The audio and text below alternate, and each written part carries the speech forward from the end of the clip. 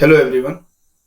अब जैसे हम लोग नेक्स्ट क्वेश्चंस पे चलते हैं, अपने इस सीरीज को आगे ले चलते हैं। जैसे हमारे पास ये क्वेश्चन क्या है, with what minimum velocity should block be projected from left in A towards in B such that it reach the other end B of conveyor belt moving with constant velocity v। ठीक, friction coefficient between block and belt is mu बोला हुआ है। इस तरह से question given हुआ है। वो ये बोल रहा है कि इसे किस इनिशियल वेलोसिटी के साथ आप थ्रो करिए जबकि मेरे पास कैसा कन्वेयर बेल्ट और v वेलोसिटी से b टू a की डायरेक्शन मूव कर रहा हो और मेरे पास ये ब्लॉक कौन से एंड पे मूव कर जाए, इनिशियल वेलोसिटी क्या हो कि जिससे ब्लॉक b तक पहुंच जाए, a के एंड से फेंकना है। जबकि ए से बी तक का जो डिस्प्लेसमेंट है वो क्वेश्चन में मेंशन है कि वो कितना है, हमारे पास एल है।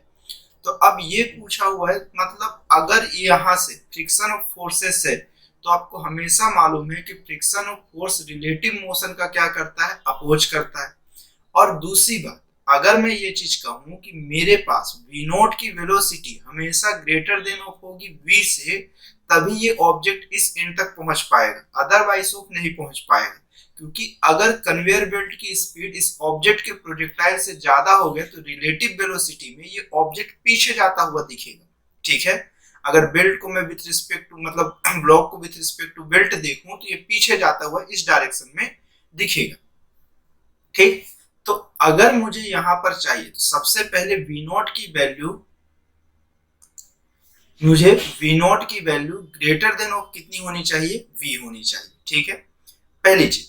दूसरा, इसको अगर इस एंड पे पहुंचना है तो ब्रस्ट ऑफ पहुंचना है तो मतलब बी ऑफ पॉइंट पे इसकी जो फाइनल वेलोसिटी है वो कितनी हो जानी चाहिए, मेरे पास 0 हो जानी चाहिए यहाँ पे। अब अगर एक्चुअल में बात की जाए, जहां पे इसको डिस्प्लेसमेंट जो कवर करना है वो एल है, फाइनल वेलोसिटी ऑफ आपके पास कितनी हो, 0 हो, और इनिशियल वेलोसिटी अगर मेंशन की जाए तो इनिशियल वेलोसिटी की वैल्यू ऑफ वी नोट है, तो ये वी नोट की वैल्यू ऑफ कितनी होगी। तो अगर कभी भी रफ सरफेस पे आप किसी ब्लॉक को प्रोजेक्टाइल ऑफ देते हैं तो आप ये चीज समझो कि उस वाली केसेस में फ्रिक्शन ऑफ फोर्स उसे डी एक्सेलरेशन प्रोवाइड करेगा। ठीक, तो अब फ्रिक्शन फोर्स की वैल्यू ऑफ मेरे पास कितनी होगी ये चीज हम देखते हैं, और फ्रिक्शन ऑफ फोर्स से हम डी एक्सेलरेशन निकालेंगे। तो फ्रिक्शन ऑफ फोर्स के कारण डी एक्सेलरेशन कितना होगा ये चीज आप देखो। एक ब्लॉक ऑफ एम है, ठीक, ये एक ऐसा हॉरिजॉन्टल सरफेस पे अगर रखा हुआ है तो हमेशा ग्रेविटेशनल के कारण एक फोर्स लगेगा mg, और इसी के इक्वल और अपोजिट नॉर्मल रिएक्शन लगेगा, और हमेशा फ्रिक्शन ऑफ फोर्स जो है वो रिलेटिव मोशन के अपोजिट डायरेक्शन में लगेगा। अगर ब्लॉक मूव कर रहा है तो उस पर जो फ्रिक्शन ऑफ फोर्स लगेगा वो हमेशा कौन सा होगा, मैक्सिमम फ्रिक्शन होगा, जो की वैल्यू ऑफ कितना हो सकती है, म्यू इनटू एन। तो मतलब मैक्सिमम या लिमिटिंग फ्रिक्शन की अगर बात की जाए तो लिमिटिंग फ्रिक्शन हमेशा कैसा होता है, मेरे पास कांस्टेंट होता है, जो कि कितना होता है, या काइनेटिक फ्रिक्शन अगर बात करो तो वो कांस्टेंट होगा, जो कि म्यू इनटू एन के कैसा होगा, इक्वल होगा। ठीक, तो अगर मैं यहां से देखूं तो नॉर्मल रिएक्शन की वैल्यू ऑफ आपके पास किसके इक्वल होगी, एन की वैल्यू mg के इक्वल होगी। तो अगर मैं यहां से बात करूं तो ये म्यू इनटू कितना हुआ, m इनटू g। तो फ्रिक्शन ऑफ फोर्स क्या प्रोवाइड करेगा, डी एक्सेलरेशन, जिसकी वैल्यू बॉडी का मास इनटू एक्सेलरेशन के इक्वल होगा।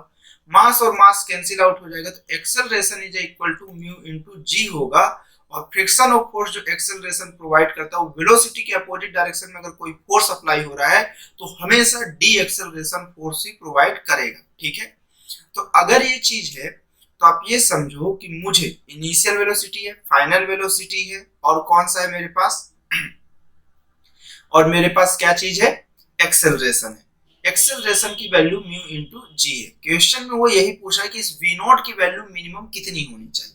तो आप देखो कौन सी इक्वेशन का यूज करोगे, थर्ड इक्वेशन का। तो v square is equal to u square plus 2as। Finally block stop हो रहा है 0।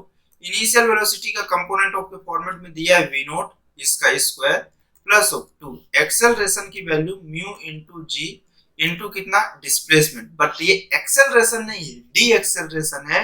तो डी एक्सेलरेशन जो सिंबल रिप्रेजेंट करेगा वो सिंबल ऑफ कौन सा होगा, यहाँ पे हमारे पास निगेटिव सिंबल होगा, तो ये माइनस हुआ। तो अगर मैं इस चीज को देखूं तो ये वी नॉट का जो स्क्वायर है ये कितना हो जाएगा 2 mu into G into S. तो वी नॉट की वैल्यू ऑफ कितना हो जाएगा square root 2 mu into G into कितना एस, और एस की वैल्यू क्वेश्चन में मेंशन है जो कि एल है। तो जो वी नॉट की वैल्यू ऑफ आपके पास आएगी वो आपके पास आएगी square root 2 mu into G into कितना आप कहोगे L.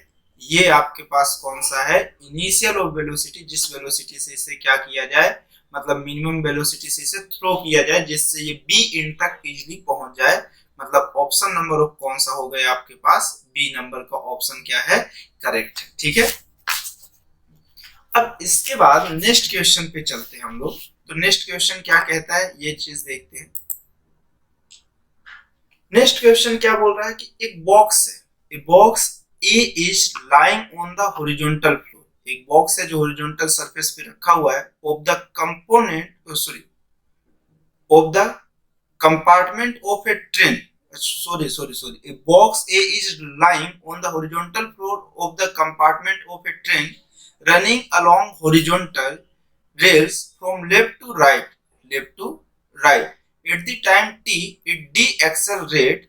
Then the reaction R by the floor on the box is given best by. कौन सा रिएक्शन ऑफ फोर्स देगा जिस वाले केसेस पे वो टी टाइम में क्या होना स्टार्ट कर रहा है डी एक्सेलरेट होना स्टार्ट कर रहा है और हॉरिजॉन्टल सरफेस पे रखा है एक मूविंग ऑफ ट्रेन पे जिसके कंपार्टमेंट में वो रखा हुआ है। तो सिंपल सा पूछा है कि कौन सा फॉर्मेट नॉर्मल रिएक्शंस ऑफ बेटरेस्ट ऑफ क्या करेगा प्रोवाइड करेगा। तो आप एक चीज जानते हो अगर ट्रेन मोशंस पे है तो आप अगर उसके कंपार्टमेंट के अंदर किसी ब्लॉक को रखोगे तो मेरे पास ये कंपार्टमेंट के साथ अगर v वेलोसिटीज चल रहा है तो ये भी कौन सी वेलोसिटीज चलेगा v वेलोसिटीज चल रहा है। ये दोनों रिलेटिवली ऑफ एक दूसरे के रिस्पेक्ट में किस में रहेंगे रेस्ट पे रहेंगे। ठीक है, अगर मैं बाहर से देखूं जो ऑब्जर्वर मैं बाहर से देख रहा हूं तो अगर मुझे ट्रेन v वेलोसिटीज चल रही तो ब्लॉक भी मुझे किस वेलोसिटीज चलता हुआ दिखेगा v वेलोसिटी से चलता हुआ देखेगा। लेकिन जैसे ये ट्रेन डीएक्सेलरेट होगी तो ये सरफेस में बंधा हुआ तो नहीं है, ये मूव करना चाहेगा और मूव करना चाहेगा तो उस टाइम पे इसकी velocity due to of inertia लो इस पे मेरे पास ये कैसा जाएगा उसी डायरेक्शन में मोशन करना चाहेगा v वेलोसिटी से। अब अगर ऐसा होगा तो ये दोनों सरफेस के पास सरफेस वो जो ये ट्रेन का कंपार्टमेंट में रखा हुआ है तो इस पे फ्रिक्शन ऑफ फोर्स लगेगा इस मोशन के जस्ट अपोजिट डायरेक्शन में। ठीक है, पहली चीज। और दूसरा इस बॉडी के वेट के कारण कौन सा लगेगा नॉर्मल रिएक्शन लगेगा। ये कौन सा फोर्स हुआ फ्रिक्शन फोर्स हुआ और ये नॉर्मल रिएक्शन हुआ। ये दोनों के रिजल्टेंट के ही डायरेक्शन में एक रिएक्शन ऑफ फोर्स लगेगा। ये दोनों के पैरेललोग्राम से अगर मैं निकालूं तो इस डायरेक्शन में एक मेरे पास कौन सा फोर्स होगा रिएक्शन ऑफ फोर्सेस होगा। ठीक, नॉर्मल रिएक्शन किसके कारण आ रहा है बॉडी के वेट के कारण और एफएस आ रहा है फ्रिक्शन ऑफ फोर्सेस के कारण जो बॉडी के मोशंस का क्या करेगा अपोज करेगा। तो एक्चुअल में जो ऑप्शन नंबर ऑफ करेक्ट है वो कौन सा है सी नंबर। ठीक है, अब नेक्स्ट क्वेश्चन देखते हैं।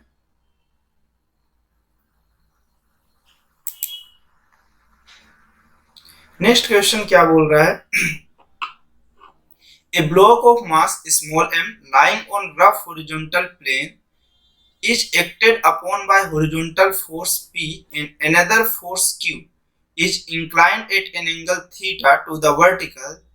The minimum value of coefficient of friction between the block and the surface for which the block will remains in equilibrium. वो क्वेश्चन पे ये बोल रहा है कि मेरे पास एक फोर्स है जो P है वो सरफेस के अलोंग लग रहा है मतलब एकदम हॉरिजॉन्टल लग रहा है। एक दूसरा फोर्स Q है जो वर्टिकल से एंगल ऑफ किस पे थीटा पे है। तो ये दोनों फोर्सेस लग रहे हैं। ठीक, तो मुझे वो बताना है कि वो मिनिमम कोफिशिएंट ऑफ फ्रिक्शन कितना रहे जिससे ये बॉडी अभी भी रेस्ट पे रहे मोशंस पे ना आए। तो सबसे पहले अगर ऐसी केसेस है तो आपको ये चीज मालूम होना चाहिए कि अगर ऐसा कॉन्सेप्ट आपके पास बन रहा है तो आप ये देखो इस डायरेक्शन पे ये पॉइंट ऑफ P है और ऐसे एक वर्टिकल ऑफ को निकालो और ये डायरेक्शन ऑफ किसका हुआ आपके पास Q के फोर्स का हुआ जो कि इससे थीटा ऑफ एंगल चल रहा है। ठीक है, तो अब आपको ये चीज ब्लॉक के वेट के कारण एक अट्रैक्शन ऑफ फोर्स ग्रेविटी के कारण लगेगा जो कि किस डायरेक्शन में mg और इसी को बैलेंस करने के लिए सरफेस ऑफ रिएक्शन फोर्स लगाएगा नॉर्मल रिएक्शन जो अपवर्ड डायरेक्शन में। ठीक है, अब अगर आप देखो तो आपको एक चीज दिखना स्टार्ट होगा कि इस फोर्स में तो हॉरिजॉन्टल इसका कोई कंपोनेंट है, लेकिन इस फोर्स का कंपोनेंट दिखेगा एक नीचे की डायरेक्शन में दिखेगा q cos थीटा, और एक इस डायरेक्शन में दिखेगा कौन सा, q sin थीटा। ठीक है, अब देखिए दो फोर्सेस एक ही डायरेक्शन पे लग रहा है, मतलब ऑब्जेक्ट जो मोशन करना चाहेगा वो इस डायरेक्शन में चाहेगा, तो जो फ्रिक्शन ऑफ फोर्सेस होगा, कौन सा, जो फ्रिक्शन ऑफ फोर्सेस होगा उसकी डायरेक्शन इस साइड होगी। ये डायरेक्शन ऑफ कौन सा है, एफएस। अब अगर ये एफएस है तो आप ये समझो ये एफएस की जो वैल्यू अगर बॉडी इक्विलिब्रियम में है तो समेशन ऑफ फोर्स की वैल्यू कितनी होनी चाहिए, जीरो। तो हॉरिजॉन्टल फोर्स के समेशन की वैल्यू कितनी होनी चाहिए, जीरो। तो आप ये समझो फ्रिक्शन ऑफ फोर्स मेरे पास जो है इस फ्रिक्शन फोर्स के इक्वल कौन सा होगा मेरे पास, P plus O Q into कौन सा होगा, साइन थीटा। अब ये फ्रिक्शन ऑफ फोर्स किसके इक्वल होना चाहिए, बॉडी ऑफ बैलेंस ना करे, मिनिमम बोला है, मतलब एटलीस्ट मैक्सिमम फ्रिक्शन अप्लाई होना चाहिए। तो मैक्सिमम फ्रिक्शन के लिए अभी आप जस्ट इससे पहले वाली केसेस में देखे हो कि वो मैक्सिमम फ्रिक्शन की वैल्यू जो होगी वो म्यू इंटू किसके इक्वल होगी, एन के इक्वल। अब आपको यहाँ पे जैसे ही म्यू इंटू एन पुट किए तो ये P plus o q into कौन सा हो गया, साइन थीटा। अब आपके पास चाहिए नॉर्मल रिएक्शन, तो नॉर्मल रिएक्शन के लिए वापस इस पॉइंट पे आओ, तो summation of force vertical direction में मोशन नहीं जाना चाहिए, तो समेशन ऑफ फोर्स की वैल्यू जीरो। तो देखो जो जो फोर्स नीचे साइड है उसको पॉजिटिव ले लो या निगेटिव ले लो, और जो ऊपर साइड है उसे कैसा ले लो, पॉजिटिव ले लो। तो अगर मैं इस चीज को देखूं तो जितना फोर्स ऊपर साइड लग रहा होगा उतना ही फोर्स किधर लगना चाहिए, नीचे साइड। ये n की वैल्यू ऑफ किसके इक्वल होनी चाहिए, q cos theta plus of mg के इक्वल होनी चाहिए। ठीक, तो जैसे मैं इस वैल्यू को इस पे पुट किया तो म्यू कितना हो गया, q cos theta plus of mg is equal to p plus q sine theta. उसी तरह से mu is equal to p plus q sine theta, और ये कितना हो गया मेरे पास, mg plus o q cos theta. ये मेरे पास कोफिशिएंट ऑफ फ्रिक्शन की वैल्यू, मिनिमम कोफिशिएंट जिससे बॉडी ऑफ स्लाइड नहीं करेगा। इससे और ज्यादा जितना होगा तो सब में स्लाइड कर जाएगा, मतलब उस सब वाली केसेस में स्लाइड नहीं करेगा। ठीक है, अगर इससे ज्यादा कोफिशिएंट ऑफ फ्रिक्शन हुआ तो स्लाइड नहीं करेगा, ये मिनिमम केसेस है। तो मेरे पास कितना हुआ, p plus Q cos theta, तो ये वाला तो नहीं हो सकता। साइन थीटा ऊपर ऊपर खोजिए आप, बस ये p plus Q sine theta plus mg plus of Q cos theta. Option number of कौन सा सही है इसमें, ए नंबर। ठीक है, 72 में ए। ठीक, अगले ऑफ स्टेप में चलते हैं। नेक्स्ट क्वेश्चन क्या है, चल फिर से वही लेटर्स देखिए, a small mass slide down in incline plane of inclination theta है। ठीक है, ये इंक्लाइनेशन लिखा हुआ है, हाँ इंक्लाइनेशन लिखा हुआ है। ठीक है, a small mass slide down in inclined plane of inclination theta with the horizontal.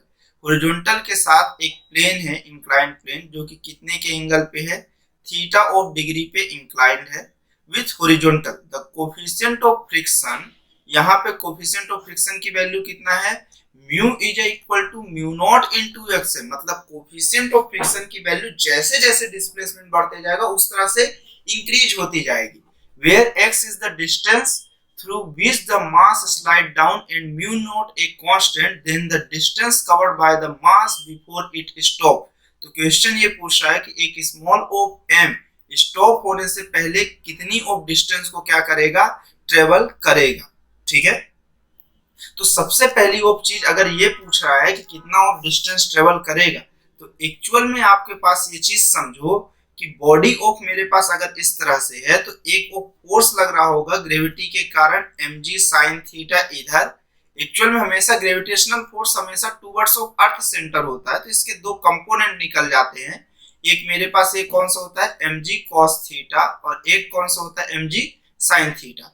mg sin theta body को नीचे इस डायरेक्शन में मोशन पे ले आना चाहेगा, तो इसे बैलेंस करने के लिए फ्रिक्शन ऑफ फोर्स कैसा लग जाएगा, अपोजिट की डायरेक्शन पे लगेगा। और mg cos थीटा को बैलेंस करेगा कौन सा, नॉर्मल रिएक्शन फोर्स बैलेंस करेगा। ठीक है, तो यहाँ से नॉर्मल रिएक्शन की वैल्यू ऑफ कितनी हो गई आपके पास mg cos थीटा, ठीक है। दूसरी बात, अब अगर बात की जाए तो ये बॉडी इसी की डायरेक्शन में एक्सेलरेट भी होगी, इसका एक्सेलरेशन कितना हुआ a, तो समेशन ऑफ फोर्स की जो वैल्यू है वो बॉडी के मास इनटू एक्सेलरेशन के इक्वल है। तो अगर अब मैं देखूं तो mg sin theta minus of friction force is equal to body का मास इनटू एक्सेलरेशन। तो एक्सेलरेशन फाइंड कर लेते हैं, फिर बाकी देखना स्टार्ट करेंगे। तो फ्रिक्शन ऑफ फोर्स की जो वैल्यू आएगी यहाँ पर, एक्चुअल में जो फ्रिक्शन ऑफ फोर्स की वैल्यू होगी अगर बॉडी स्लाइड कर रहा हो तो म्यू इनटू एन के इक्वल होगी, जहां से म्यू एन की वैल्यू ऑफ कितना हो गया mg cos थीटा के इक्वल होगा फ्रिक्शन ऑफ फोर्सेस। तो ये कितना हो गया mu into mg cos theta is equal to mass into acceleration. तो आप देखो यहां से क्या क्या कॉमन ले सकते हो। अगर यहां से मैं कहूं तो मास को यहां से कॉमन ले लो और यहां से कॉमन लेके कैंसिल आउट कर दो। mg को कॉमन ले लो, एक्चुअल में मैं कहूं तो ये साइन थीटा माइनस ऑफ कितना हो गया म्यू म्यू कॉस थीटा हो जाएगा। कितना हो जाएगा, g तो कॉमन आ गया, mu cos theta is equal to mass into acceleration, mass और मास कैंसिल आउट हो जाएगा। एक्सेलरेशन की जो वैल्यू आएगी वो g sine theta minus of mu cos theta होगा, ठीक है। ये चीज हुआ। अब वो ये बोल रहा है कि मेरे पास डिस्टेंस कितना कवर करेगा बिफोर स्टॉप, जब वो चला था तब भी वो रेस्ट में ही था और जब रुक रहा है तब भी वो स्टेज पे। तो मुझे अब डिस्टेंस निकालना सबसे बड़ा टास्क होगा, ठीक है। तो एक्चुअल में अब जब देखा जाए तो मुझे ये समझ में आया, मुझे सिर्फ एक्सेलरेशन है, मुझे इनिशियली भी स्टॉप है फाइनली भी स्टॉप है, तो मेरे किसी भी इक्वेशंस को तो मैं कैलकुलेट ही नहीं कर सकता। और दूसरी बात, जो इक्वेशन आपके पास मोशन की तीन है वो यूनिफॉर्म एक्सेलरेशन के लिए होता है, और यहाँ तो फ्रिक्शन ऑफ फोर्सेस चेंज होते जा रहा है। कोफिशिएंट ऑफ फ्रिक्शन अगर चेंज होते जा रहा है तो आपके पास हर टाइम पे एक्सेलरेशन डिफरेंट मिलेगा, तो आपको एवरेज एक्सेलरेशन निकालना पड़ेगा। और एवरेज एक्सेलरेशन के लिए आपको मालूम है कि एक्सेलरेशन की जो वैल्यू होगी वो कितनी होती है आपके पास dv by of dt। Acceleration is equal to dv by of dt। अब दूसरी समस्या स्टार्ट होगी। अब दूसरी समस्या कुछ ऐसे स्टार्ट होगी कि जैसे मैं यहाँ पर वैल्यू पुट किया a की वैल्यू में, ये म्यू की वैल्यू, ये कितना हुआ sign theta minus of mu naught into x cos theta हो गया, इनटू कॉस थीटा, ये फॉर्मेट हुआ। तो आप ये चीज देखो, यहाँ पर तो मेरे पास एक्सेलरेशन डिस्टेंस के साथ वेरी कर रहा, और अगर मैं इंटीग्रेट करने में भी आया तो ये किसका फंक्शन है, टाइम का। तो दूसरी चीज अब मुझे जब इसे सॉल्व करना पड़ेगा तो आपको मालूम है a is equal to d by o, dx से मल्टीप्लाई और dx से डिवाइड कर दो। और आगे अगर आप कहे तो एक्सेलरेशन इज इक्वल टू आपको दिखेगा कि ये dx बाई dt को आप कितना लिख सकते हो, v dot of dv by of कितना हो गया dx। तो अब अगर इस चीज को आप इस साइड ले आओ x को, तो आपको ये दिखेगा कि एक्सेलरेशन भी तो मेरे पास पोजीशन ऑफ किसका, पोजीशन के ऊपर डिपेंड कर रहा है। तो एक्सेलरेशन को आप इंटीग्रेट भी किसके रिस्पेक्ट में कर रहे हो, पोजीशन के रिस्पेक्ट में, और ये v डॉट ऑफ कितना हो गया dv हो गया, ठीक है। तो अब अगर आप इसको इंटीग्रेट भी किए तो कोई दिक्कत नहीं है, इनिशियल वेलोसिटी भी जीरो है, फाइनली भी ऑफ जीरो जा रहा था, इसका रिजल्ट ऑफ तो जीरो ही आएगा। तो एक्सेलरेशन की वैल्यू आप पुट करो, कितना हुआ g sin theta minus of mu naught into x cos theta dot of कितना हो गया, सॉरी डॉट ऑफ dx, कितना है डॉट ऑफ dx, और ये वैल्यूएशन ऑफ आपको फाइंड करना। और यहाँ पर वेलोसिटी का कोई लेना ही देना नहीं, क्योंकि इनिशियल भी जीरो है फाइनल भी जीरो है। तो जैसे ही आप इसे इंटीग्रेट करोगे तो पहले वाले फॉर्मेट में देखिए सब कांस्टेंट है, तो अगर इसे आप लिखे g sin theta dot dx और ये minus of mu naught dot x cos theta dot dx is equal to कितना हुआ जीरो। तो आप देखो g sin थीटा वाले फॉर्मेट में ये g sin थीटा डॉट, ये दोनों कांस्टेंट है तो ये तो बाहर आ जाएगा, लेकिन कांस्टेंट का integration with respect to x ये कितना हो जाएगा x minus of mu naught, मेरे पास कांस्टेंट है और cos थीटा कांस्टेंट है, ये दोनों बाहर आ जाएंगे और x का इंटीग्रेशन मेरे पास करना है, ये integration of x dot of dx is equal to कितना हुआ 0। तो नेक्स्ट पेज में मैं इसे ले जाता हूं, ये क्वेश्चन है सॉरी,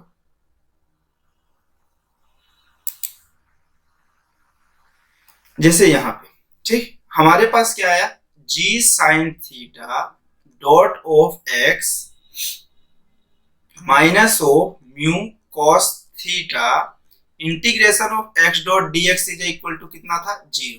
तो आप देखो g sine theta dot of x is equal to, ये दूसरे साइड गया म्यू कॉस थीटा और x के पावर में n का जो इंटीग्रेशन होता है वो x n plus one upon of कितना होता है n प्लस वन। यहाँ पे x की पावर में 1 है, तो आप देखो x की पावर में 1 प्लस 1 2 और डिनोमिनेटर में भी कितना हो जाएगा 2 हो जाएगा। ठीक है, तो ये कितना हो गया g sine theta dot of x is equal to mu cos theta dot of x square by of 2 और x से एक x कैंसिल आउट हो जाएगा। दूसरी चीज अब आप देखो तो यहाँ पर से आपको क्या पूछा है एक्चुअल में क्वेश्चन में x की तो वैल्यू पूछा है, तो ये आपके पास 2 इधर आया और म्यू डिनोमिनेटर में आ गया, 2 इधर गया म्यू डिनोमिनेटर में अपॉन ऑफ कॉस थीटा भी डिनोमिनेटर में, इधर आ गया g साइन थीटा। अब दूसरी चीज आप क्वेश्चन को थोड़ा पीछे करके रिवाइंड देखो, ये g क्या हुआ था आपके दोनों से कैसा था कॉमन था, ऐसा था। ये क्वेश्चन लिखने में मैं गड़बड़ कर दिया, तो अगर ये g कॉमन था इसलिए आपके आंसर में h नहीं कर रहे होंगे। देखो ये g आपके पास कैसा था कॉमन था, ये g यहाँ नहीं ये g यहाँ है और यहाँ पर भी सेम वापस गड़बड़ी, यही चीज यहाँ पर भी मैं किया। देखो ये g आपके पास कॉमन है, तो आप अगर इसको कॉमन ऑफ रखोगे ये ऐसा है कुछ, ये ऐसा, तो g जब सेकेंड साइड जाएगा, g जब सेकेंड साइड जाएगा तब कितना हो जाएगा मेरे पास, g जब सेकेंड साइड जाएगा तो ये कैसा हो जाएगा, यहीं पर जब ये g यहां से यहां जाएगा तो ये कितना हो जाएगा 0 हो जाएगा। तो ये g का कोई रोल ही नहीं है, यहाँ पे कोई भी रोल ही नहीं है g का। ठीक है, यहाँ पर भी g का कोई रोल नहीं है। ये कितना हो गया 2 sign theta upon mu cos theta और ये कितना हो गया x, तो x इज इक्वल टू कितना हो गया 2 by mu sign theta upon cos theta कितना हो जाएगा टेन थीटा। ये किसकी वैल्यू है x की वैल्यू, तो डिस्प्लेसमेंट जो है वो 2 बाई म्यू इंटू कितना है टेन थीटा। तो अगर मैं इस इक्वेशन से देखूं तो ये मेरे पास कितना है 2 by mu dot of tan theta. तो ये ऑप्शन नंबर ऑफ कौन सा 73 का ए नंबर वाला ऑप्शन है। ठीक है,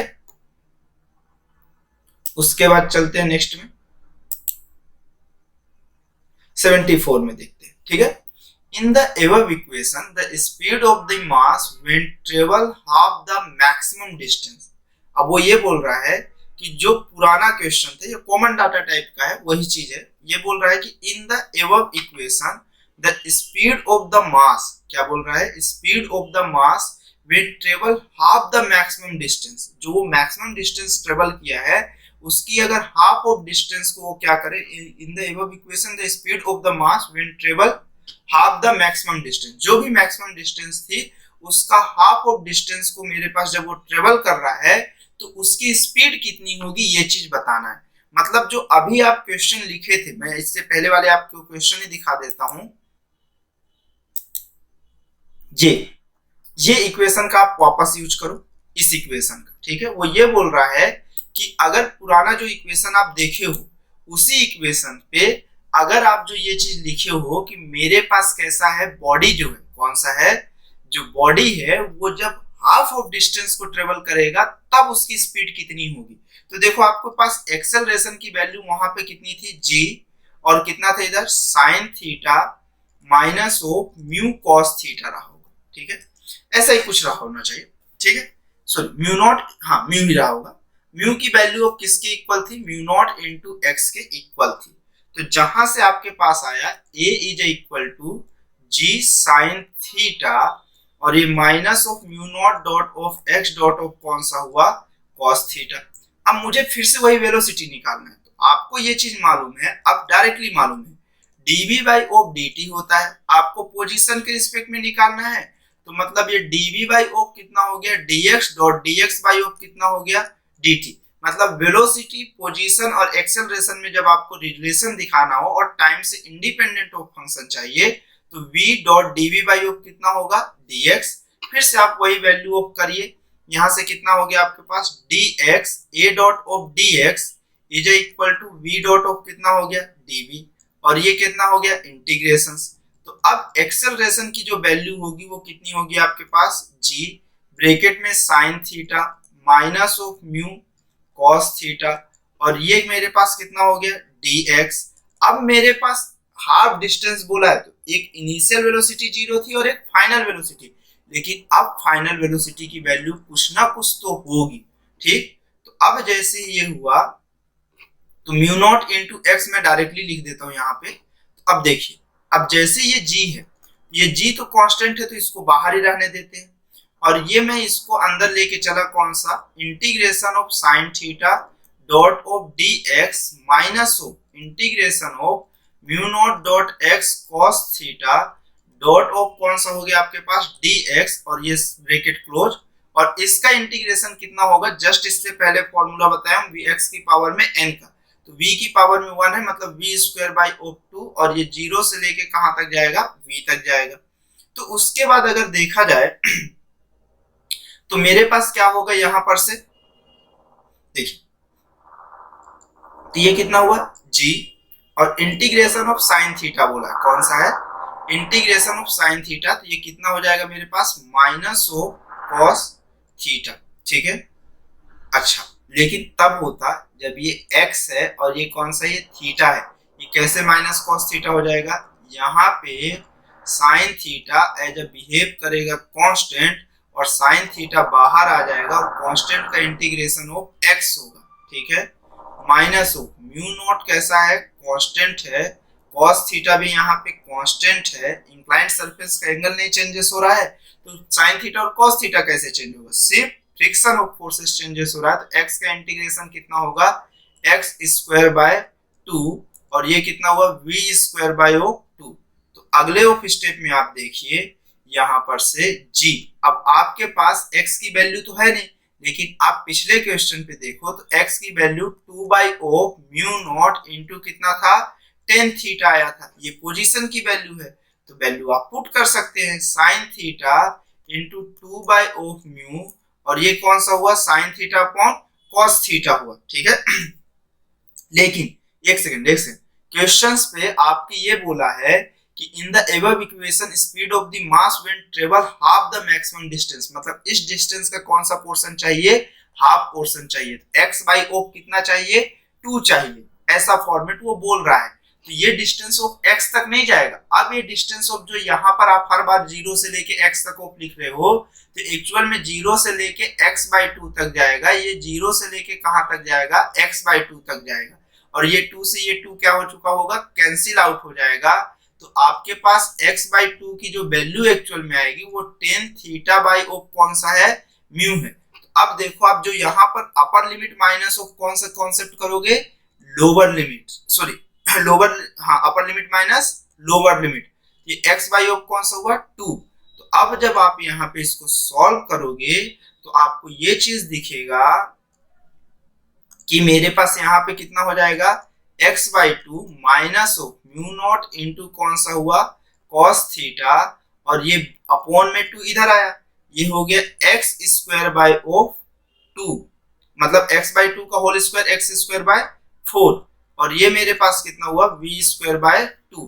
अब देखो आपके पास ये कितना आ गया यहाँ से ये g sine theta, x by 2 की वैल्यू ऑफ कितना है आपके पास tan theta by of mu minus of mu not और 4 2 जब कितना हो जाएगा 8, या फिर आप कुछ नहीं करो तो x बाई ऑफ 2 का होल स्क्वायर है तो आप इसको x बाई 2 का होल स्क्वायर ही रहने दो इस वाले फॉर्मेट को, इतना ज्यादा इसको क्यों गंदा करना। तो ये मेरे पास x बाई 2 का कैसा हो गया होल स्क्वायर, अपर लिमिट हो माइनस लोअर लिमिट, तो ये म्यू नॉट इंटू कौन सा हुआ cos थीटा अपॉन 2 और x बाई 2 की वैल्यू ऑफ कितना आपके पास tan theta by of mu और इसका कौन सा हुआ होल स्क्वायर और ये v स्क्वायर बाय ऑफ कितना हो गया 2। अब देखो यहां पर से कितना हुआ जी, ये कौन सा हो गया sign square theta upon of cos theta भी आप इसे लिख सकते हैं, इनटू कितना हो गया डिनोमिनेटर में ये म्यू नॉट है ना, सॉरी फिर से वही गड़बड़ हो रही है, ये इक्वेशन में ये कितना हो गया आपके पास डिनोमिनेटर में म्यू नॉट हो गया, ठीक है। अब माइनस ऑफ कितना हो गया यहाँ पर minus of mu naught by of 2 और ये कौन सा हो गया कॉस थीटा अपॉन ऑफ यहाँ पर भी ये कितना हो गया म्यू नॉट हो गया और म्यू नॉट का कौन सा स्क्वायर, एक म्यू नॉट कैंसिल आउट हो जाएगा एक बचेगा और इसे आप टेन थीटा को साइन स्क्वायर थीटा अपॉन कितना लिख सकते हैं कॉस स्क्वायर थीटा लिख सकते हैं is equal to v square by of कितना हो गया 2। एक कॉस थीटा कैंसिल आउट हो जाएगा और एक कॉस थीटा आपके पास बचेगा। तो इस इक्वेशन को थोड़ा सा मैं इसे जूम आउट कर लेता हूं ऐसा, ठीक है। तो अगर अब इसी इक्वेशन को मैं थोड़ा और अच्छे से यहां पर लिख के दिखाऊं आपको तो आपको कुछ दिखना स्टार्ट हो जाएगा। देखो इसी इक्वेशन को अगर मैं यहां पर देखूं तो मेरे पास ऊपर से साइन स्क्वायर थीटा क्या आ रहा है कॉमन आ रहा है, आप यहां पर से देखो और यहां पर से देखो ऊपर से कितना कॉमन आ रहा है साइन स्क्वायर थीटा कॉमन आ रहा है, ठीक। नीचे साइड से एक कॉस कैंसिल आउट हो गया एक कॉस बचेगा कॉस थीटा भी बाहर आ रहा है, नीचे साइड से म्यू नॉट और म्यू नॉट भी कॉमन आ रहा है, ठीक। तो अब बचा क्या यहाँ पे 1 और ये मेरे पास कितना हुआ म्यू नॉट तो कैंसिल आउट हो गया, ये कितना बचा 1 बाय ऑफ 2 बचा, ठीक है। अब ये 1 बाय ऑफ 2 हो गया, ठीक है। और यहाँ पर से तो ये साइन स्क्वायर थीटा भी बाहर म्यू नॉट भी बाहर और ये कितना हो गया वी स्क्वायर बाय ऑफ 2 हो गया। तो अगले स्टेप में 1 माइनस ऑफ 1 बाय 2 कितना हो जाएगा आपके पास यहाँ से 1 बाय 2 हो जाएगा। तो इसे आप ऐसा लिख सकते हैं v square by 2 is equal to g sine square theta upon of 2 mu naught into कौन सा है कॉस थीटा, 2 से 2 अब कैंसिल आउट हो तो v is equal to square root कितना हो गया g sine square theta upon of mu naught into cos theta, ठीक है। मतलब ऑप्शन ऑफ जो मेरे पास चलेगा, अब देखिए आपके आंसर्स पे सभी को साइन थीटा और कॉस थीटा में लिखा है तो ज्यादा कुछ नहीं करना ना, v is equal to square root sorry tan theta के फॉर्मेट में लिखा है g sine theta upon cos theta आपके पास कितना हो जाएगा एक टेन थीटा हो जाएगा और न्यूमरेटर में एक साइन थीटा बच जाएगा तो ये साइन थीटा हो गया। तो आपको ऑप्शन नंबर ऑफ कौन सा दिख जाएगा ए नंबर दिख जाएगा, ठीक है। देखिए तो मैं क्वेश्चंस को इस चीज को ऐसा दिखा रहा हूँ कि इस तरह से सॉल्व हो सकता है, एक्चुअल में इसमें बहुत लाइटली हूँ ऐसा कुछ नहीं क्योंकि सेम टू सेम कैलकुलेशन आप जस्ट पीछे करके आए हो, ठीक। तो इस पे जस्ट ऑफ कैलकुलेशन का पार्ट है, सिर्फ क्वेश्चन को जो समझने की जरूरत थी आपको यहाँ पे और थोड़ा सा यहाँ पे जिसको मैं वापस दोबारा आके सही करा के आपको दिखाया वो इसी के लिए सही करा के दिखाया, पहले रॉन्ग ऑफ दिखाया क्योंकि जनरली लोग वहां पे बहुत ज्यादा मिस्टेक करते हैं। ये यहाँ पर 0 से लेके x तक ही लिखेंगे, अगर 0 से लेके आप अगर x तक लिखे तो आपको कोई अदर ऑप्शंस मैच करता हुआ दिखेगा। एक्चुअल में जहां तक मुझे लग रहा है ऑप्शन नंबर ऑफ सी लोगों को मैच करना स्टार्ट कर देता है अगर यहाँ पे 0 से लेके x तक आप लिखे, ठीक।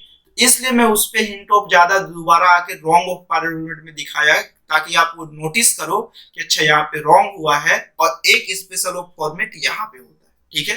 तो इसलिए अगर आप यहाँ पर वापस से 0 से 0 पुट कर दिए तो ऑप्शन नंबर ऑफ डी आएगा, नन ऑफ दीज वाली केसेस, ठीक है। इसलिए आप उसमें थोड़ा फोकस रहो और इस चीज को देखो, तीनों वाली केसेस में अगर आप एक बार गलती करोगे तो आपका आंसर कोई ना कोई रॉन्ग आ ही जाएगा। इसलिए एक एक्यूरेट ऑफ मेथड से चलने पे सिर्फ एक आंसर आएगा जो कि ऑप्शन नंबर ऑफ कौन सा करेक्ट है आपके पास ए नंबर करेक्ट है, ठीक है। चलिए नेक्स्ट क्वेश्चन पे अब चलते हैं।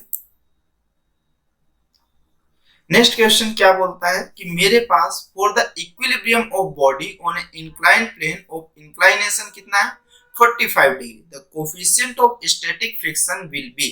क्वेश्चन में ये बोल रहा है कि एक इंक्लाइन प्लेन है जिसका इंक्लाइनेशन ऑफ कितना है मेरे पास 45 डिग्री है, तो उस पे एक बॉडी है इस तरह से रखी हुई है for the equilibrium of body of inclination of plane, inclination of कितना है 45 डिग्री।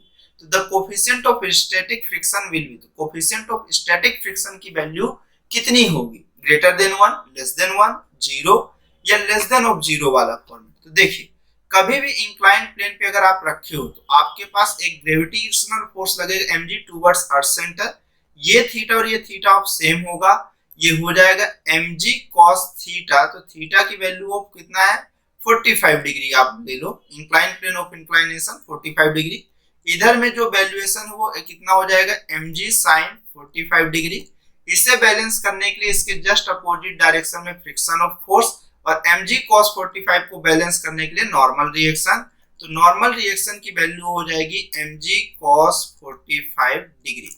ठीक, उसी तरह से फ्रिक्शन ऑफ फोर्स की वैल्यू, अगर मेरे पास ये बोला इक्विलिब्रियम में होने के लिए स्टैटिक फ्रिक्शन की वैल्यू कितना, इक्विलिब्रियम में कब होगा, जब तक मेरे पास फ्रिक्शन ऑफ फोर्स की वैल्यू कैसी हो, मैक्सिमम फ्रिक्शन की वैल्यू ऑफ मेरे पास कैसी हो, सॉरी ये उल्टा हो गया, मेरे पास ये हो कि जो मैक्सिमम फ्रिक्शन है अप्लाइड ऑफ फोर्स की वैल्यू हमेशा उससे कैसी हो, कम हो, अप्लाइड ऑफ फोर्स की वैल्यू उससे कम या तो इक्वल हो।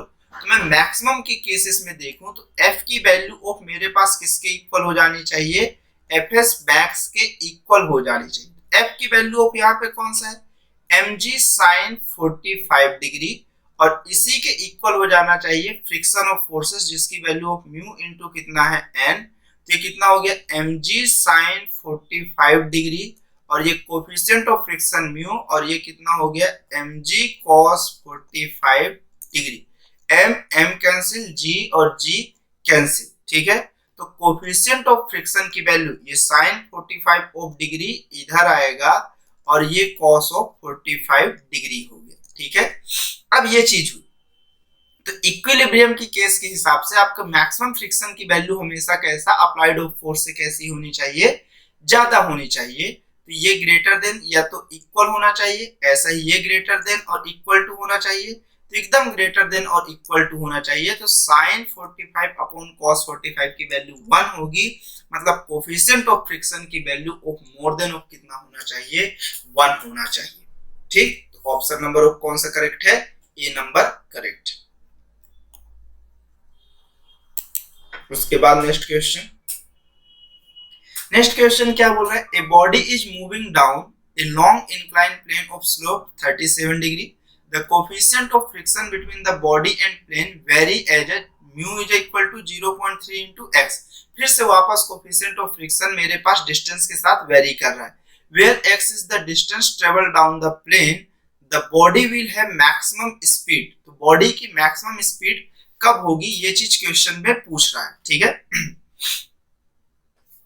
अब अगर इस चीज की बात की जाए तो मेरे पास बॉडी पे मेरे पास कैसा होगा, जैसे जैसे डिस्टेंस आपके पास बढ़ रहा होगा, जैसे जैसे डिस्टेंस ऑफ बढ़ेगा तो कोफिशिएंट ऑफ मेरे पास जैसे जैसे डिस्टेंस ऑफ बढ़ते जाएगा।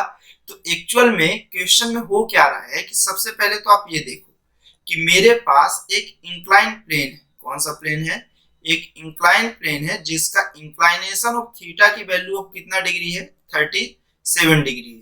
इस तरह से है, इनिशियल टाइम पे अगर x की वैल्यू आप 0 पुट करो तो फ्रिक्शन ऑफ फोर्स की वैल्यू 0, तो मतलब बॉडी इस डायरेक्शन में स्लाइड करेगा कौन सा, mg sin 37 से। इसे बैलेंस करने के लिए जैसे वो डिस्टेंस बढ़ना स्टार्ट करेगा तो धीरे धीरे वो मेरे पास मैक्सिमम फ्रिक्शन की वैल्यू आना स्टार्ट होगी, और इसको बैलेंस करने के लिए mg cos 37 को बैलेंस करने के लिए एक नॉर्मल रिएक्शन ऑफ फोर्सेस लग रहा हो। ठीक है, ये चीज हो रहा होगा। तो मेरे पास ये चीज हो रहा है कि जैसे जैसे अब पहले तो मेरे पास इस डायरेक्शन में एक्सेलरेशन ज्यादा रहेगा, धीरे धीरे फ्रिक्शन ऑफ ये तो कांस्टेंट रहेगा, लेकिन फ्रिक्शन ऑफ फोर्स की वैल्यू क्या होती जाएगी, बढ़ती चली जाएगी। अगर इस डायरेक्शन में देखो तो वेलोसिटी ऑफ आपके पास धीरे धीरे क्या हो रही होगी, बढ़ रही होगी। अगर मैं ये कहूं कि ये एक्सेलरेशन ऑफ मेरे पास धीरे धीरे क्या होने लगेगा, डिक्रीज करने लगेगा, किसके कारण, फ्रिक्शन ऑफ फोर्सेस के कारण धीरे धीरे क्या करने लगेगा, मेरे पास डिक्रीज करने लगेगा। तो क्वेश्चन पे ये बोला कि वो मेरे पास टाइम बताओ जबकि मेरे पास कैसा हो, मैक्सिमम ऑफ मेरे पास कैसा हो, वेलोसिटी हो। तो मैक्सिमम वेलोसिटी जब होगा जब पूरा एक्सेलरेशन की वैल्यू ऑफ कितनी होगी, 0, क्योंकि उसके बाद देखो धीरे धीरे तो आपको ये एक्सेलरेशन शुरू में सबसे ऑफ 0 होगा। ठीक, ये फ्रिक्शन ऑफ फोर्स के कारण जो वैल्यू होगी वो 0 होगी। अब जैसे जैसे डिस्टेंस बढ़ेगा वो बढ़ते चला जाएगा, तो जितना ऑफ मास इनटू एक्सेलरेशन इधर है उतना ही फ्रिक्शन ऑफ फोर्सेस जिस टाइम पे होगा उस टाइम पे बॉडी पे सबसे कम ऑफ मेरे पास क्या होगा, डी एक्सेलरेशन होगा। अब मेरे पास एक टाइम के बाद देखो आपके पास पहले क्या होगा, mg cos थीटा की वैल्यू ग्रेटर देन होगी किससे, फ्रिक्शन फोर्स से, तब तक बॉडी की स्पीड बढ़ती ही रहेगी। फिर मेरे पास क्या होगा, धीरे से एक पॉइंट आएगा जब फ्रिक्शन ऑफ फोर्स की वैल्यू अप्लाइड फोर्स की इक्वल होगी, क्योंकि डिस्टेंस बढ़ रहा है, तो डिस्टेंस बढ़ने से फ्रिक्शन ऑफ फोर्स बढ़ेगा। इस पॉइंट पे एक्सेलरेशन की वैल्यू ऑफ मेरे पास दोनों के एक दूसरे क्या कर देंगे, कैंसिल आउट कर देंगे। मतलब इस पॉइंट पे मैं कहूं तो mg sin 37 की जो वैल्यू होगी वो फ्रिक्शन ऑफ फोर्स के कैसी होगी, इक्वल होगी। अब उसके जस्ट बाद वाली केसेस में फ्रिक्शन ऑफ फोर्स की वैल्यू बढ़ेगी और f की वैल्यू घटना स्टार्ट होगी, और जैसे ही घटना स्टार्ट होगी तो बॉडी डी एक्सेलरेट करेगा, वेलोसिटी ऑफ डिक्रीज होगी। तो वेलोसिटी यहां से यहां तक बढ़ेगी, इसके बाद क्या होना स्टार्ट करेगी, घटना स्टार्ट करेगी, यहां से यहां तक इंक्रीज करेगी, और जैसे ये कंडीशन आएगी तो ये डिक्रीज करेगी। तो इस कंडीशन पे मेरे पास सबसे ज्यादा वेलोसिटी मिलेगी जब फ्रिक्शन ऑफ फोर्स की वैल्यू mg sin 37 के इक्वल होगा। तो फ्रिक्शन ऑफ फोर्स की वैल्यू कितना होगा, म्यू इनटू n इस टाइम पे, और ये कितना होगा, mg sin 37। तो वो डिस्टेंस पूछा है जिस डिस्टेंस पे मेरे पास क्या होगा सबसे ज्यादा, जिस डिस्टेंस पे सबसे ज्यादा मेरे पास क्या होगा, वेलोसिटी होगा। तो म्यू नॉर्मल रिएक्शन की वैल्यू ऑफ कितना हुआ, mg cos 37 is equal to mg sin 37। Mu की वैल्यू ऑफ कितना हुआ, 0.3 into x mg cos 37 is equal to mg sin 37।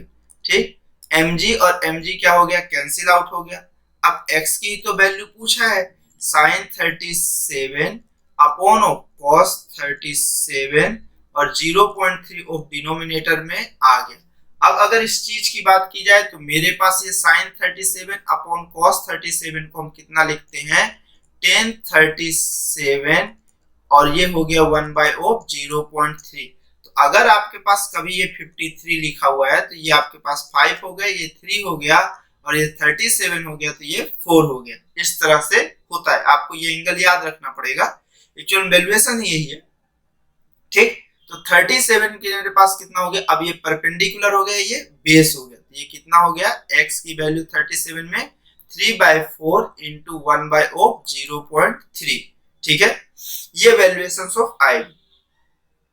तो x की वैल्यू ही तो पूछा है, तो x की वैल्यू आपको यहां से मिल जाएगा। तो यहां से x की वैल्यू आपको लगभग लगभग कितनी मिलनी चाहिए, 2.5 मीटर के आसपास मिलना चाहिए। तो आपके पास ये देखिए, आप जब इससे कैंसिल करोगे तो ऊपर साइड ऑफ 10 आ जाएगा, तो x की वैल्यू 10/4 हुआ, जो कि कितना होगा, 2.5 मीटर होगा, जो कि ऑप्शन नंबर कौन सा है, डी है।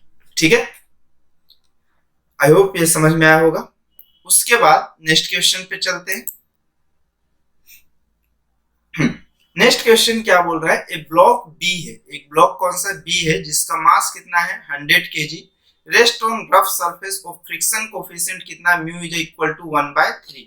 ए rope is tied to block B as shown in figure. ठीक, the maximum acceleration with which boy A of 25 kg can climb on rope without making block move.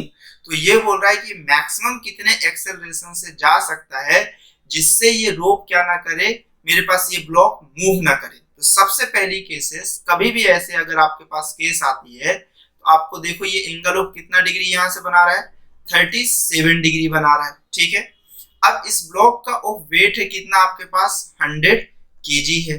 तो अगर ये 100 kg का block है तो ये 100 इंटू जी का फोर्स लगा रहा होगा, ग्रेविटेशनल फोर्स, और ऊपर की डायरेक्शन में नॉर्मल रिएक्शन हो रहा होगा।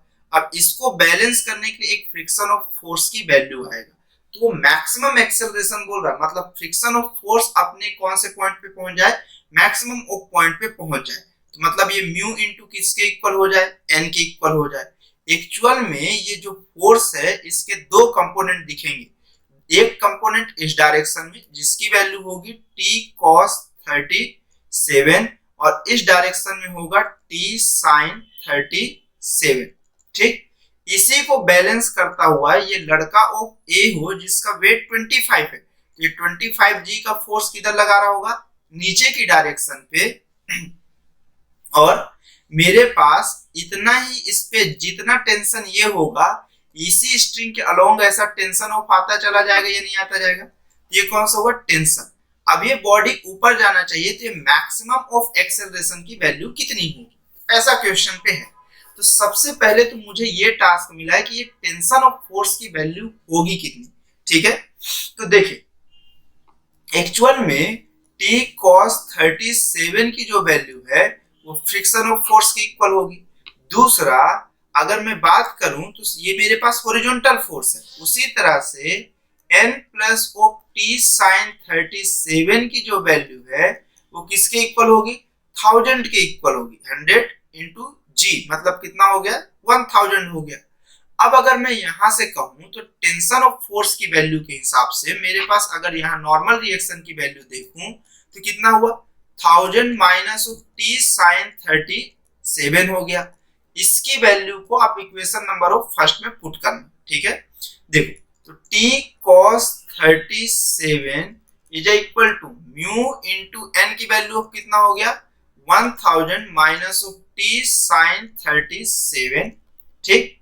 अगले स्टेप में देखो t cos 37 और म्यू की वैल्यू कितना है 1/3 और ये 1000 माइनस ऑफ t sin 37 की वैल्यू ऑफ कितनी होगी। फिर से वही आप कॉन्सेप्ट, आप क्यों बार बार उस चीज को देखना चाहोगे, ये 3 होगा और ये 4 होगा, ये 37 होगा, ये 53 होगा, तो ये 3/ऑफ कितना हो जाएगा 4 हो जाएगा, ये 3/4। तो आप अंदर मल्टीप्लाई कर दीजिए, cos 37 कितना हो जाएगा 4/3 हो जाएगा, ठीक। अब देखिए ये कितना हुआ 1/3, 1000 माइनस ऑफ t इंटू 3/ऑफ कितना हो गया 4, ये 3 से 3 ऑफ कैंसिल हो गया, t 40 हो गया। और ये जब दूसरे साइड जाएगा तो प्लस ऑफ 3t/ऑफ कितना हो गया 4 इज इक्वल टू 1000। तो ये 16 और प्लस ऑफ 3 कितना हो जाएगा, मेरे पास 4 इंटू 4 कितना हो जाएगा 16 plus of 3 19t/4 is equal to कितना हो गया 1000।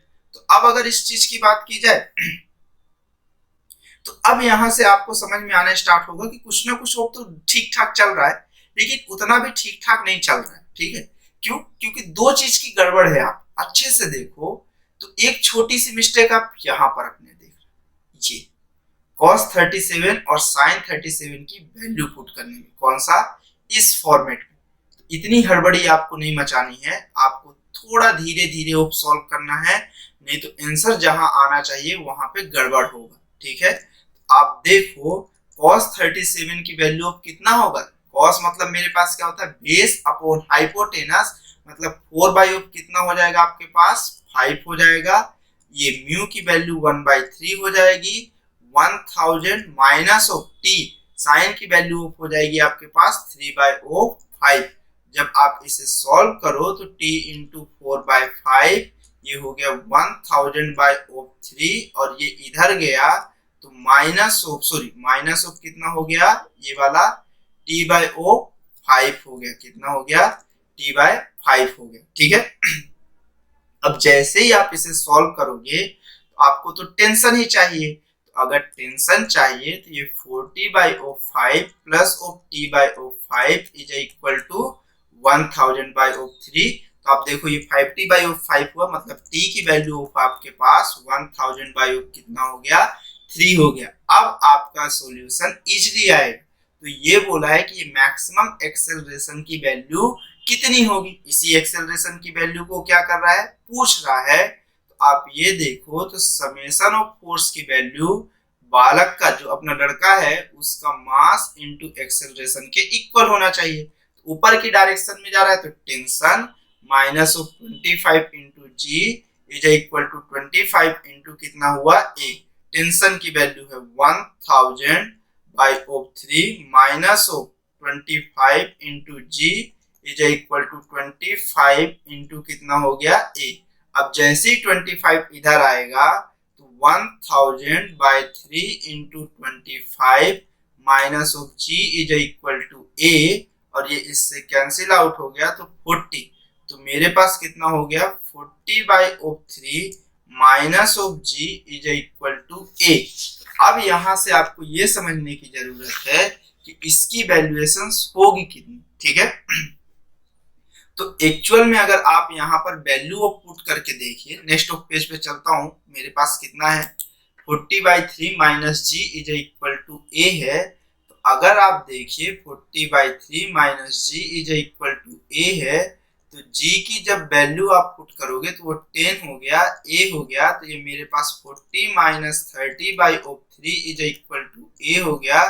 तो ए इज इक्वल टू 10/3 हुआ, और ए आप किस 10/3 आपके पूरे ऑप्शंस पे किस में गिवन है, मेरे पास जी में गिवन है। तो ये जो 10 है उसी को आप जी कंसीडर कर लो, तो g/3 जो ऑप्शन है वो एक राइट ऑप्शन है। कौन सा? g/3 जो है वो आपके पास एक राइट ऑप्शन है, मतलब ऑप्शन नंबर ऑफ बी जो है वो कैसा है आपके पास करेक्ट है। तो 77 का जो ऑप्शन नंबर ऑफ करेक्ट है वो ऑप्शन नंबर ऑफ कौन सा है? बी है। तो आपको देखो, मुझे जो है तो ये जल्दी रहती है कि इस क्वेश्चन को जल्दी खत्म करना है। कई बार जानबूझ के भी गलतियां की जाती है और कई बार छोटी मोटी वैल्यू पुट करने में गड़बड़ होता है, लेकिन आपको एग्जाम में ऐसा कोई भी काम नहीं करना है। मुझे यहाँ रफ करने का टाइम है, मुझे यहाँ पर एडिट भी करने का टाइम है, लेकिन मैं उसे जानबूझ के एडिट नहीं करता ताकि आप ये देखो कि मिस्टेक्स किसी से भी हो सकती है। ठीक है, तो आपको अपने अंदर पेशेंस बना के आराम से पेपर में से धीरे धीरे सॉल्व करना है। इतना भी धीरे नहीं, आपको अपनी कैलकुलेशन फास्ट रखनी, मतलब पेशेंस बनाना है। ये नहीं कि आप हड़बड़ी में गड़बड़ी कर दो और एक बनता हुआ क्वेश्चन वो रॉन्ग करके आओ। ठीक है, तो इसके बाद वो नेक्स्ट क्वेश्चन पे चलते हैं। अब जैसे इस क्वेश्चन पे देखते हैं, इस क्वेश्चन में क्या बोला है, starting from rest a body slide down 45 degree inclined plane in twice the time it take to slide down the same distance in the absence of friction. The coefficient of friction between the body and the inclined plane. Question of ये कह रहा है कि एक incline of surface लेते हैं जिसमें theta की वैल्यू ऑफ कितना डिग्री है, 45 डिग्री है। इस ब्लॉक को अगर मैं यहाँ पे रखूं तो ये बोल रहा है सेम डिस्टेंस चलने में जब फ्रिक्शन ऑफ फोर्सेस नहीं है तब वो मेरे पास कितना टाइम ले रहा है, t1 टाइम ले रहा है, जब फ्रिक्शन ऑफ फोर्स की वैल्यू कितना है 0। और दूसरी वाली केसेस में जब टाइम ऑफ t2 है ले रहा है, जब फ्रिक्शन ऑफ फोर्स प्रेजेंट है। दोनों में डिस्प्लेसमेंट की वैल्यू ऑफ कैसी है, मेरे पास सेम है। लेकिन क्वेश्चन में ये बोल रहा है कि plane is twice the time it take to slide down the same distance in the absence of friction. मतलब जो t1 में टाइम लग रहा है वो जो t2 का टाइम है उसके टाइम का कितना है, हाफ है। ठीक, तो the coefficient of friction between the body and the inclined plane, तो वो बोल रहा है कि इंक्लाइंड प्लेन में इस वाली केसेस में फ्रिक्शन ऑफ फोर्सेस की वैल्यू कितनी होगी। ठीक, तो देखो जब मेरे पास इस तरह से केस ऑफ 1 नंबर से चल रहा हूं, जब फ्रिक्शन ऑफ फोर्स प्रेजेंट ना हो, तो कभी भी अगर आप एक इंक्लाइंड ऑफ सरफेस ऐसे बनाते हो और फ्रिक्शन ऑफ फोर्सेस नहीं प्रेजेंट है, तो मेरे पास सिर्फ एक एक्सेलरेशन होगा g sin थीटा। आपके पास क्या बोला है, टाइम दिया है, डिस्प्लेसमेंट दिया है, इनिशियल वेलोसिटी रेस्ट से स्टार्ट कर रहा है, मतलब दोनों ही केसेस में u की वैल्यू ऑफ कितनी है, मेरे पास 0 है। u की वैल्यू ऑफ कितनी है, दोनों ही केसेस में 0 है। ठीक, यहाँ पर भी u की वैल्यू ऑफ कितना क्वेश्चन में बोला है, 0 बोला है। डिस्प्लेसमेंट है, इनिशियल वेलोसिटी है, टाइम है, एक्सेलरेशन। आप किस इक्वेशन का यूज करोगे, सेकंड इक्वेशन का। Second equation S1 is equal to ut plus of कितना होगा, हाफ at स्क्वायर। तो पहले वाले में जो टाइम लग रहा है वो t1 लग रहा है, कितना लग रहा है, t1। तो जो डिस्प्लेसमेंट की वैल्यू है, जो S1 की वैल्यू है वो फाइंड करने के लिए मेरे पास बोला है। तो एक्चुअली वो नहीं बोला, friction of coefficient of friction बोला। ठीक है, तो पहली वाली केसेस में S1 is equal to initial velocity 0 है, टाइम कितना लग रहा है, t1 plus of half acceleration की value of g sin theta into of मेरे पास कितना हुआ, t1 का स्क्वायर। तो S1 की जो वैल्यू है वो एक्चुअल में half g sin theta into कितना होगा, t1 का स्क्वायर। ठीक है, और क्वेश्चन पे बोला है कि जब फ्रिक्शन ऑफ फोर्स प्रेजेंट नहीं है और जब प्रेजेंट है, दोनों ही केसेस में टाइम का जो मेरे पास रेशियो 1/2 है। मतलब जब फ्रिक्शन नहीं प्रेजेंट है तब वो जो टाइम ले रहा है फ्रिक्शन से उसका हाफ ले रहा है। ठीक है, अब दूसरी केसेस में अगर मैं चलूं तो दूसरी केस में यही चीज को वो क्या कह रहा है कि अगर एक इंक्लाइंड ऑफ सरफेस है, इस पे ब्लॉक ऑफ ऐसे रखा हुआ है, तो स्लाइड करना अगर स्टार्ट कर रहा है, मतलब ये कंफर्म है कि इस डायरेक्शन पे इस पे एक फोर्स लगेगा mg साइन थीटा, और थीटा की वैल्यू क्वेश्चन में गिवन है 45, ये बाद में अपन पुट कर लेंगे, ठीक है। तो mg साइन थीटा, और इसको अपोज करने के लिए एक फ्रिक्शन ऑफ फोर्स इधर है, और इस डायरेक्शन में कौन सा हो गया mg cos थीटा, और इसको बैलेंस करने के लिए कौन सा हो गया नॉर्मल रिएक्शन। लेकिन बॉडी अभी भी नीचे की डायरेक्शन पे जा रहा है, तो ये एक्सेलरेशन निकालना है, तो समेशन ऑफ फोर्स की वैल्यू अभी भी बॉडी के मास इनटू एक्सेलरेशन के इक्वल होगा। और अगर बॉडी मूव कर रहा है तो ये फ्रिक्शन ऑफ फोर्सेस जो है वो म्यू इनटू एन के इक्वल होगा, मतलब मैक्सिमम फ्रिक्शन के इक्वल होगा। और एन की वैल्यू आपको मालूम है वो किसके इक्वल है, mg cos थीटा के इक्वल है। तो अब वैल्यू अगर आप यहाँ पर पुट करिए तो समेशन ऑफ फोर्स में कौन सा होगा, अब देखिए समेशन ऑफ फोर्स में इवैल्यूएशन ऑफ कितना होगा, जो मेरे पास एक्सेलरेशन की डायरेक्शन में वो पॉजिटिव होगा, mg sin theta minus of friction of force की वैल्यू कितना है म्यू इनटू एन की वैल्यू ऑफ कितना हो गया mg cos theta is equal to mass into कितना हुआ मास इनटू एक्सेलरेशन। तो अगले स्टेप में mm कैंसिल आउट हो गया, अगले ऑफ स्टेप में मेरे पास कितना हुआ g sin theta minus of mu g cos theta is equal to ये एक्सेलरेशन। अब क्वेश्चन में ये बोल रहा है कि अब वो डिस्प्लेसमेंट कितना कर रहा है h2, अभी भी इनिशियल वेलोसिटी 0 है और टाइम कितना लेगा अब, लेकिन t2 ले रहा होगा। तो मैं वैल्यू पुट करूं, मेरे पास अभी भी इनिशियल वेलोसिटी 0 ही है, तो मैं इस इक्वेशन में जैसे ही पुट करूंगा तो इनिशियल वेलोसिटी 0 है तो वो तो एलिमिनेट हो जाएगा ये वाला फॉर्मेट। मुझे सिर्फ कितना बचेगा हाफ जी टी, जी की जगह पे कितना एक्सेलरेशन ऑफ रहेगा, एक्सेलरेशन ऑफ कितना है मेरे पास बोलो G sine theta minus of mu into G into cos theta dot of time की वैल्यू t2 का क्या हुआ स्क्वायर हुआ। अब क्वेश्चन ऑफ ये कहता है कि मेरे पास दोनों में सेम डिस्टेंस ट्रेवल कर रहा है, ये कोफिशिएंट ऑफ फ्रिक्शन चाहिए।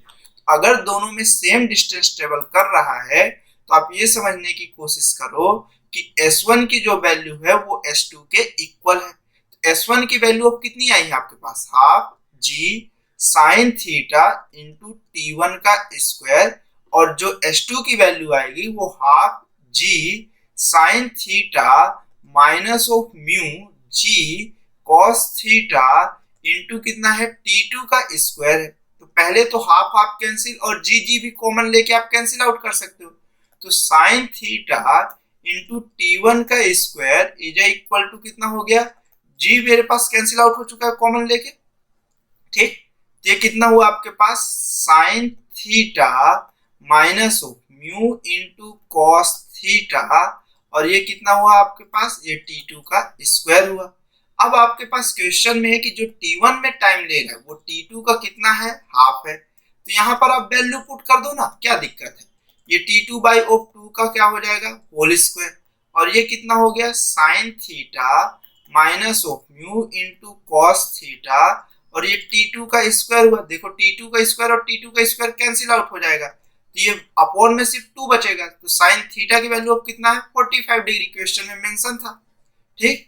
तो मैं अब वैल्यू पुट किया तो ये कितना हो गया साइन 45 डिग्री, और ये 2 कितना हो गया 4, और अगला स्टेप कितना हुआ ये sine 45 degree minus of mu into कितना हो गया कॉस 45 डिग्री, ठीक।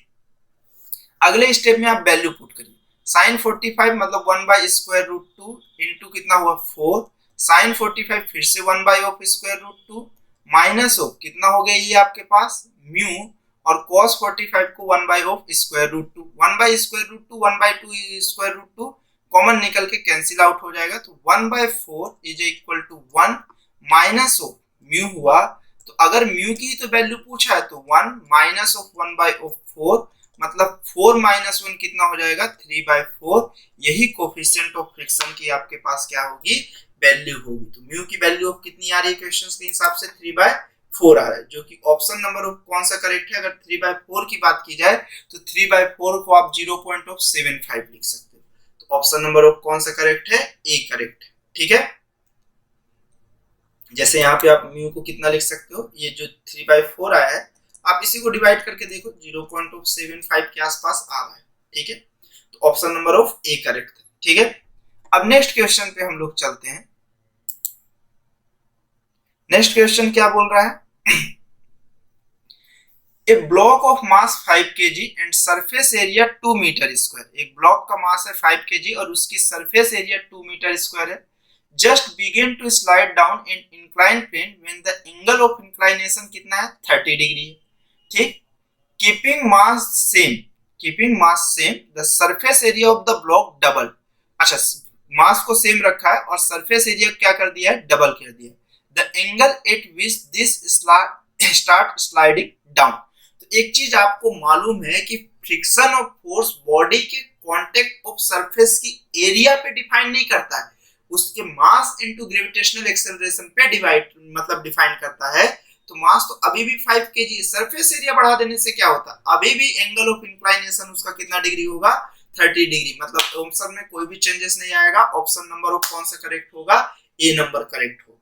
ठीक। तो आई होप यहाँ तक आपको बराबर समझ में आएगा। आप प्रैक्टिस करो, हर क्वेश्चंस को देखो, उससे रिलेटेड क्वेश्चन सॉल्व करने की कोशिश करो। आप अप्रोच पकड़ो, धीरे धीरे सॉल्व होगा। ठीक है, धीरे धीरे कॉन्फिडेंस आना स्टार्ट होगा। ठीक। Okay, thanks for watching.